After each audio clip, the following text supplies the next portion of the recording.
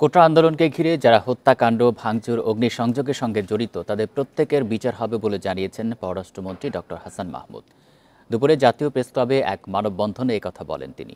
সন্ত্রাস নৈরাজ্যের বিরুদ্ধে ইউনাইটেড ইসলামী পার্টির এই কর্মসূচিতে যোগ দেয়া আলেম ওলামারা আন্দোলনের নামে দেশজুড়ে নাশকতা, সহিংসতার নিন্দা করেন। প্রধান অতিথির বক্তব্যে পররাষ্ট্রমন্ত্রী আরও অভিযোগ করেন, শিক্ষার্থীদের আন্দোলনের সুযোগ নিয়ে সহিংসতা চালিয়েছে বিএনপি, জামায়াত ও জঙ্গি গোষ্ঠী। বলেন, এর প্রমাণ সরকারের হাতে আছে। সরকার শিক্ষার্থীদের দাবি মেনে নেওয়ার পরও কারা জঙ্গি সন্ত্রাসীদের সহিংসতার সুযোগ করে দিয়েছে, এমন প্রশ্ন তোলেন তিনি। ছাত্রদের দিয়ে ভবিষ্যতে কেউ যেন আবারও এমন ঘটনা না ঘটায় সেজন্য সকলকে সতর্ক থাকার আহ্বান জানান হাসান মাহমুদ।